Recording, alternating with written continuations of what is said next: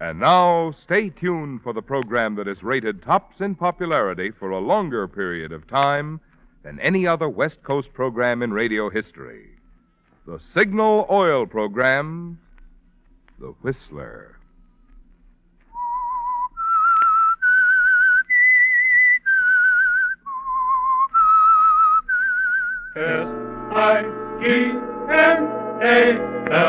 Signal, Signal gasoline. Signal, the famous Go Farther gasoline, invites you to sit back and enjoy another strange story by The Whistler. For extra driving pleasure, the signal to look for is the yellow and black circle sign that identifies signal service stations from Canada to Mexico. And for Sunday evening listening pleasure, the signal to listen for is this whistle that identifies the Signal Oil program, The Whistler.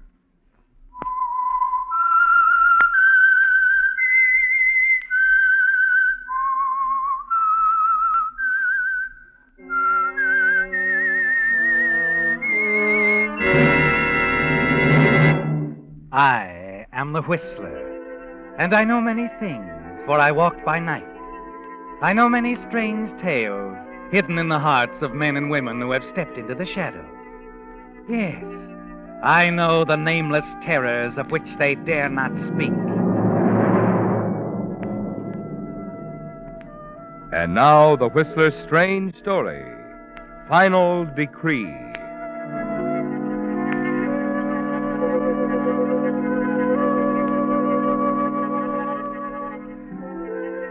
As the two hunters made their way along the base of the canyon, neither was aware of the figure standing well hidden in the trees on the ridge above them. When Gordon Weller reached the small creek, he turned, looked back at his friend Dr. Perryman puffing up the path behind him. Gordon grinned and picked his way across the creek and started up the mountain.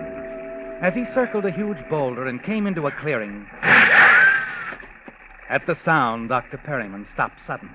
An expression of horror crossed his face as he saw Gordon Weller stretched out on the path before him. Gordon!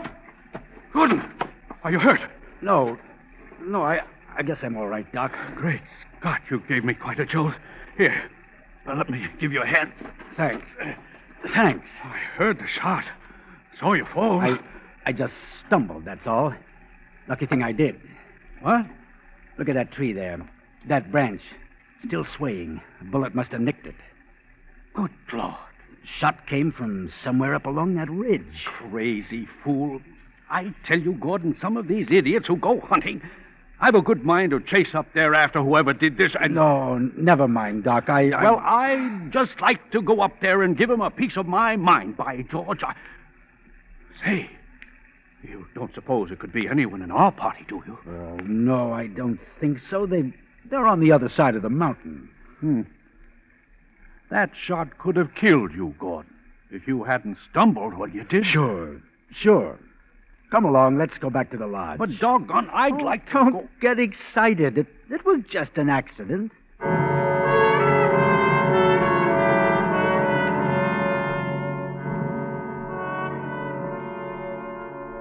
But you know it wasn't an accident, don't you, Gordon?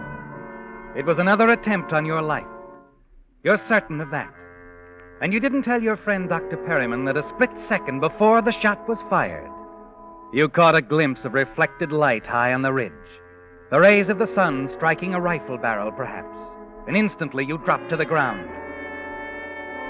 Hours later, back at your lodge high in the mountains, all your guests are assembled in the huge living room before the massive stone fireplace. The Farleys, Bill Kenny and his new wife, Betty, the Wilsons, Dr. Perryman, and, of course, your wife, Joyce. You enjoy entertaining, don't you, Gordon? The smart parties in town, the weekends here at your fashionable mountain lodge. Yes, you like having your friends around, the feeling of security that goes with it. I tell you, Joyce, this husband of yours is lucky to be alive. Gordy leads a charmed life, didn't you know? Nothing could ever happen to him. Well, that was a close one, all right. Charmed life, Joyce? Perhaps it's just that I'm careful. Say, who do you suppose that fool was up there on the ridge? Didn't know there was anyone else hunting in this neighborhood outside of our own little group. Didn't see anyone. Say, Joyce, you were over there on the ridge for a while. Did you see anyone? No, I didn't, Betty. Not a soul. I'm telling you, it's getting to be quite dangerous up around this neck of the woods. Isn't a season goes by without somebody getting killed.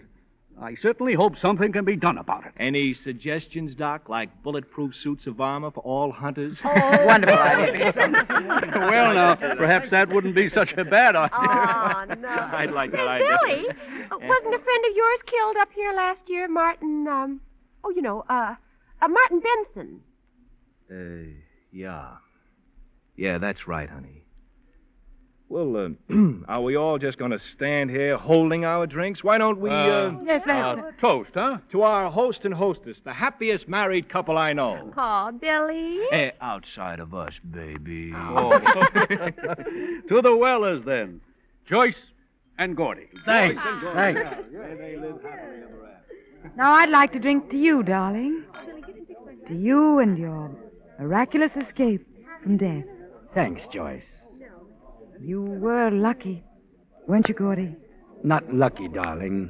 As I said before, just careful.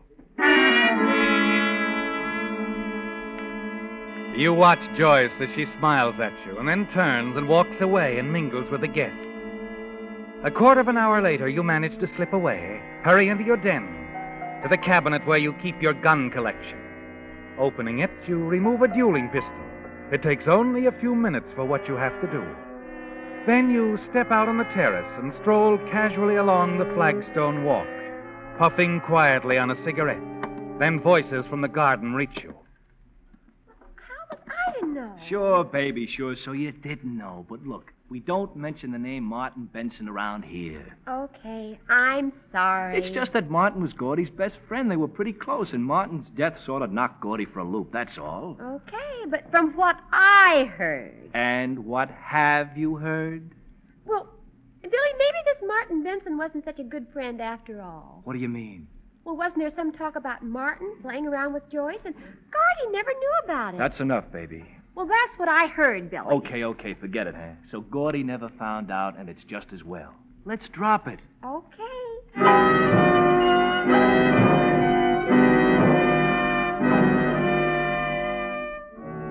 They've known all along, haven't they, Gordon? About your wife, Joyce, and your best friend, Martin Benson. But not once did they suspect that you were aware of that romance, that you were responsible for Martin's death. It had all been so simple, getting rid of him, hadn't it? A hunting accident. Martin killed with his own gun. And there had never been any question about that, accident. Never a question in anyone's mind, except Joyce. Somehow she knew, didn't she, Gordon, that you had killed Martin, the man she really loved, and she was going to make you pay for it with your own life.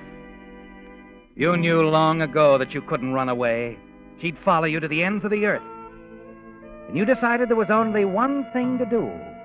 Stay with Joyce and get rid of her before your luck ran out. That evening in your den, as your guests look over your gun collection. Goodness, I've never seen so many guns in all my life. Oh, this isn't all, Betty. Gordy's got another room full in town. He's just mad about guns. Here's a new one I picked up a couple of weeks ago, Bill. How do you like it? Hey, that's a beaut. Real old dueling pistol, huh? Oh, boy. Let me see it, Billy. Hey, don't grab like that, baby. It sure is heavy. It isn't loaded, is it? Oh, don't worry, Betty. Gordon's very careful about things like that. Oh, golly, I don't see how anybody could fire this. You couldn't very well. Not the way you're holding it. Well, why, Gordy? Here, I'll show you. You wrap your hand around it like this. Uh-huh. That's it.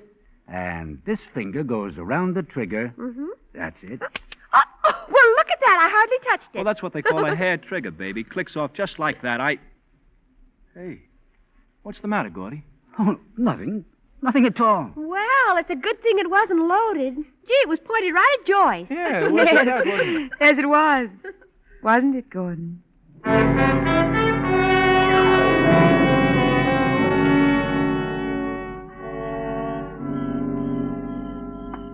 Gordon? Huh? Oh, Joyce. Darling, you're neglecting our guests. What are you doing out here on the terrace? Oh, I just wanted a breath of air. We've all decided to run down to the village for a while. Want to come along? No, thanks. I think I'll stay here if you don't mind. All right.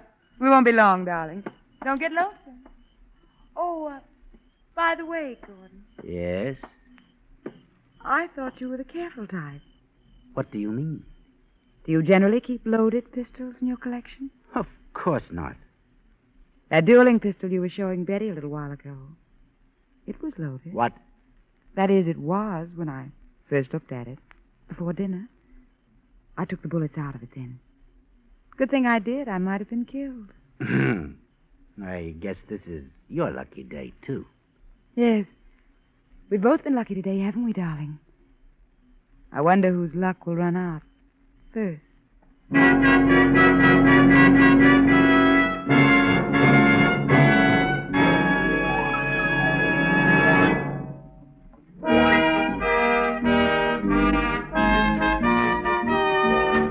Apparently, we really started something last Sunday when we read Ed Steen's limerick about the out-of-gas driver on Signal's new billboard. For this week, from Riley Staples of Los Angeles, we received this limerick. There once was an actress whose name was Eileen, who ran out of gas and missed her big scene. She's now washing dishes, and oh, how she wishes she'd use Signal, the Go Farther gasoline. Signal, signal, signal gasoline. Your car will go far with Go Farther gasoline. Poor Eileen. Well, fortunately for you, your choice of gasoline may not make such a sudden difference in your career. But we certainly do know that switching to Signal can make a big difference in your driving pleasure. For with your very first tankful of the famous Go Farther gasoline, you'll begin to enjoy the swift, sure pickup and smooth, silent power that go hand in hand with Signal's good mileage. So the next time your gas tank gets thirsty, treat your car to the gasoline that's packed with go. Fill up with Signal and go farther.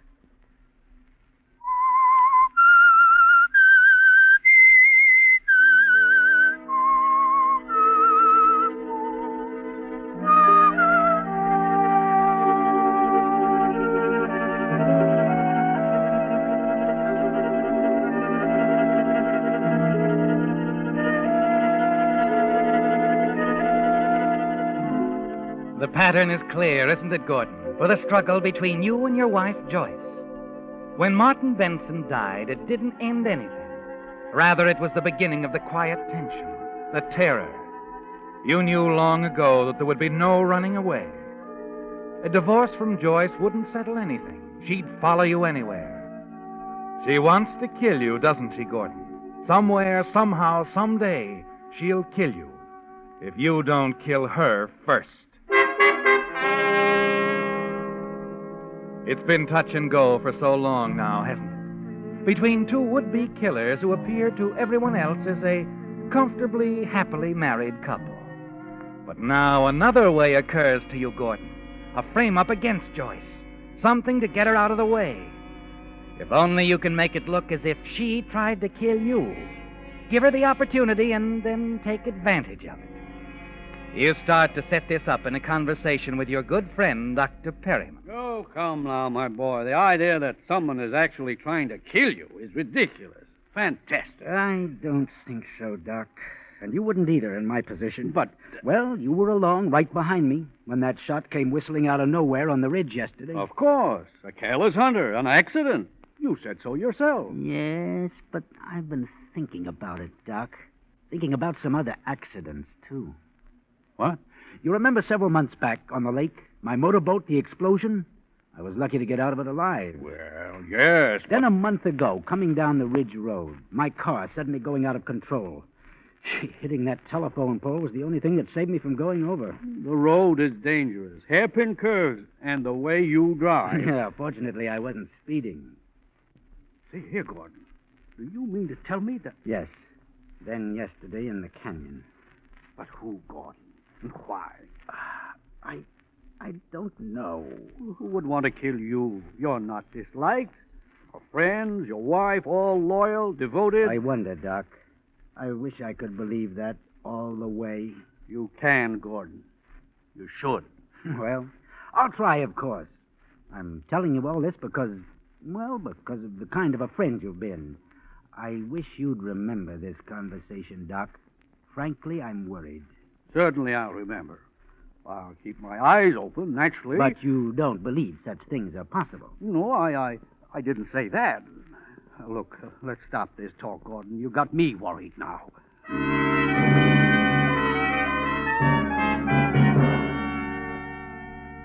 And that's all you want for the moment, isn't it, Gordon?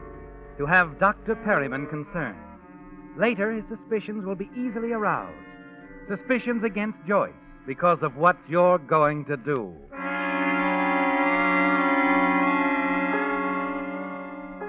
You wait now, casting around in your mind for some plan of action, the frame.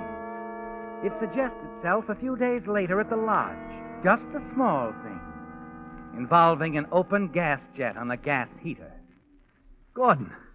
Gordon, are you all right? Betty, shut that thing off. Mm-hmm. What? Oh, he was only asleep. What is this? What's wrong? Say, isn't that gas I smell? You bet it is. And you better have something done about this jet. It's much too loose. Something must have fallen against it. What's happening? What's the excitement, Bill? Oh, it isn't anything. Oh, yes, it is, Doctor. Gordon was asleep here in the chair, and that gas jet was open. Now, how do you suppose... Well, it's very loose. Could have been an accident. I suppose. Yeah, Why, it's dangerous. Kill someone. Oh, let's stop worrying about it. Just an accident. Don't you think so, Doc? Yes. Oh, yes, of course. What's the matter, darling? You're all right. Sure. We better have this heater fixed. That's all. The jet's loose. Really? I can't understand it. Well, we must have it attended to right away. Yes. You better, Joyce.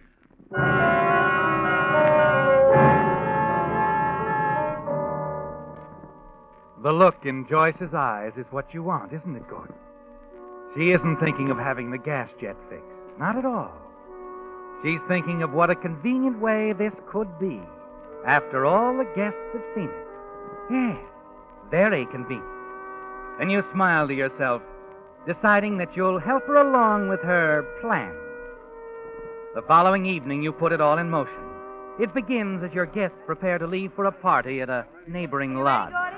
Look, I'm sorry to back out at the last minute this way, but I've got a headache. A bad one. Well, I better stay here. Just take it easy. Get some rest. Oh, well, what about you, Joyce? Coming? Oh, of course, Betty. That is, unless Gordy'd rather I stay here. No, there's no need for that, Joyce. I'll be all right. You run along. You rest then. Maybe a little nap, Do you good?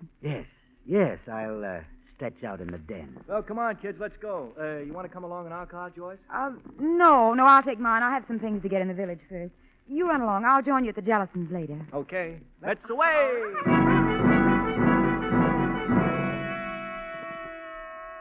You watch them as they leave, your guests and Joyce.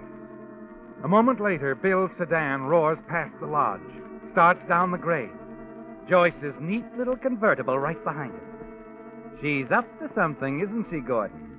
The way she suggested that you rest so all of them could hear.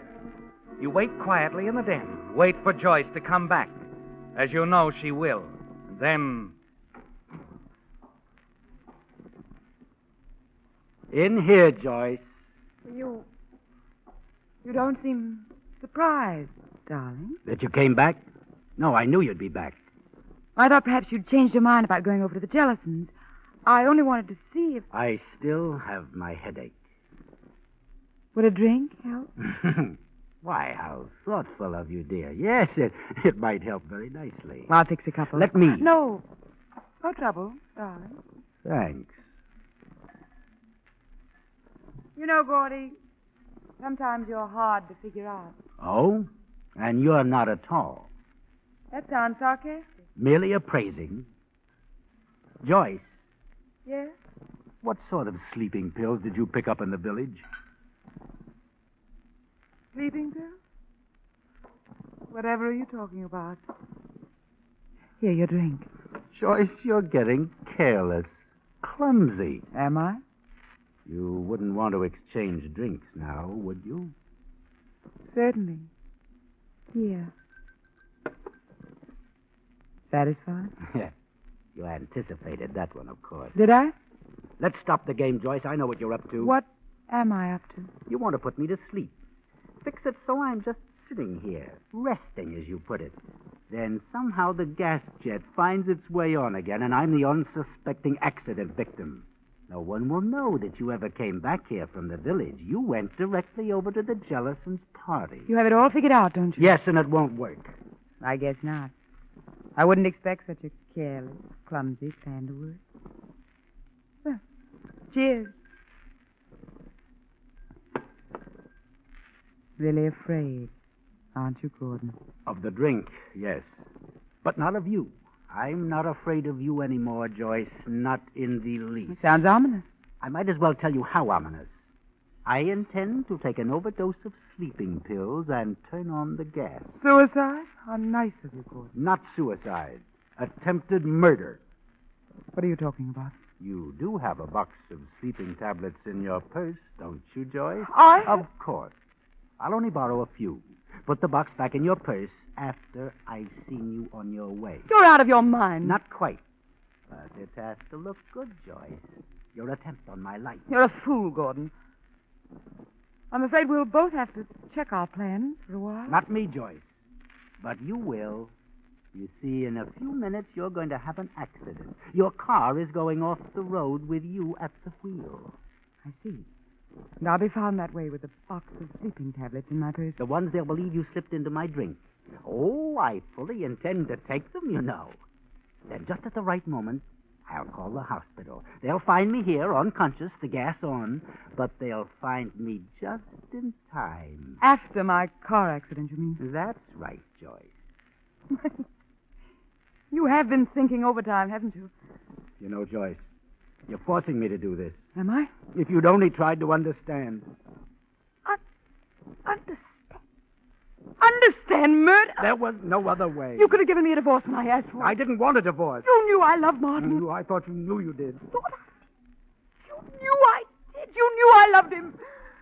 With everything I had. That's why you killed him and made it look like a hunting accident. But you didn't get away with it, Gordon. You cheated the law, but you're going to pay just the same. I'll make sure of that. I'm sorry, Joyce. I hate the idea of punching that beautiful jaw, but you leave me no choice.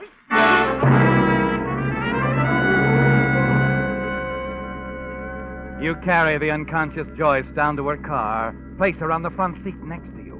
Then you start down the ridge road. And as you reach a sharp curve,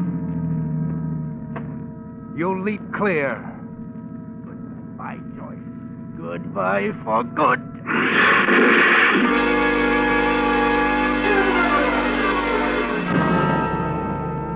Back at the lodge, you pour yourself another drink, dissolve the sleeping tablets in it. Then you drink. You step over to the gas jet on the heater and turn it on. Sitting in the big easy chair, the telephone at your elbow, you wait. The minutes tick by. You find yourself becoming drowsy.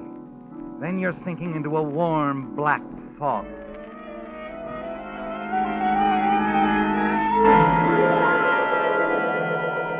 To our host and hostess, the happiest married couple I know. You shake your head. Try to clear the haze from your mind. I wonder whose luck will run out first, darling. You're breathing heavily now. The walls are closing in on you. Gordon was asleep in the chair. The gas was on. The room seems to be swaying beneath you. The black fog sweeps in again, and you fight to keep your eyes open.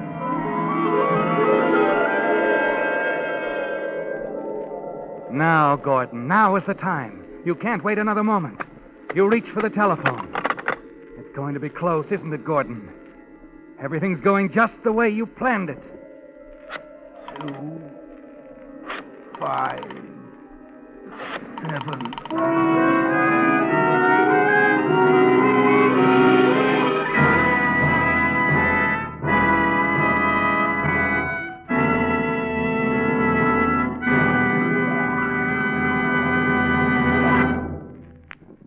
The Whistler will return in just a moment with the strange ending to tonight's story.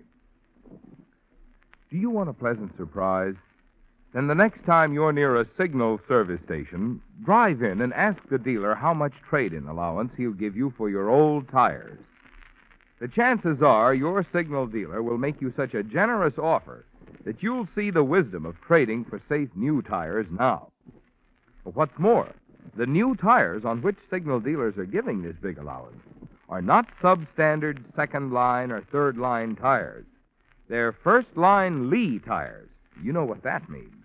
For 47 years, Lee of Conshohocken has made only one quality, the finest of first-line tires. In Lee tires, for instance, you get not only cold rubber, but Lee toughens it still further with patented Fill Black O. This is typical of the built-in extra quality that is making today's Lee tires actually give 30 to 40% more wear than ever before. That's why it's real news when you can save money on tires like these. To remind you of this opportunity, there's now a sign outside every signal station which says, "Biggest allowance for your old tires on top-quality Lee tires." Drive in where you see that sign and find out from the signal dealer just how little it will cost you now to enjoy carefree summer driving on safe, new Lee tires.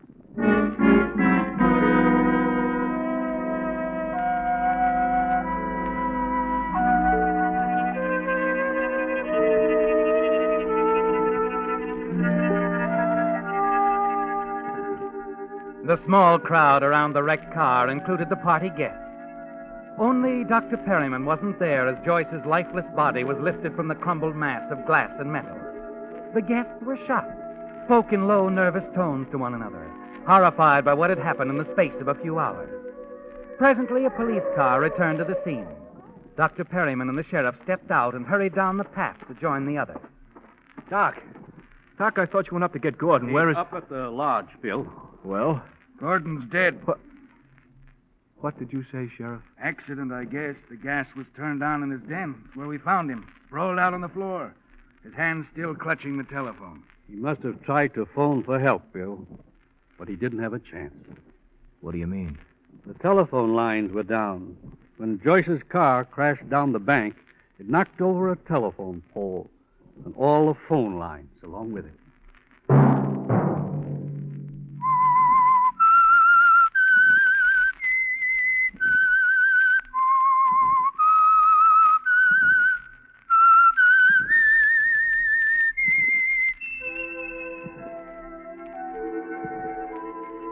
Let that whistle be your signal for the Signal Oil program, The Whistler, each Sunday night at the same time. Brought to you by the Signal Oil Company, marketers of Signal gasoline and motor oil and fine quality automotive accessories. Signal has asked me to remind you, to get the most driving pleasure, drive at sensible speeds, be courteous, and obey traffic regulations. It may save a life, possibly your own.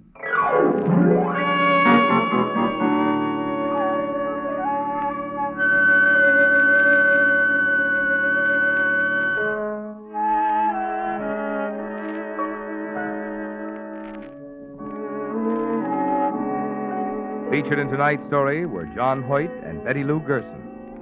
The Whistler was produced and directed by George W. Allen, with story by Joel Malone and Adrian John Doe. Music by Wilbur Hatch, and was transmitted to our troops overseas by the Armed Forces Radio Service. The Whistler is entirely fictional, and all characters portrayed on The Whistler are also fictional.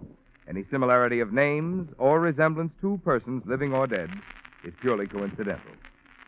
Remember, at this same time next Sunday, another strange tale by The Whistler.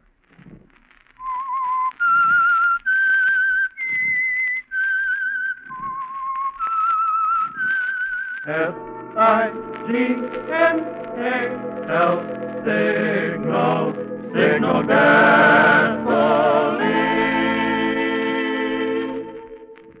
Marvin Miller speaking. This is CBS, the Columbia Broadcasting System.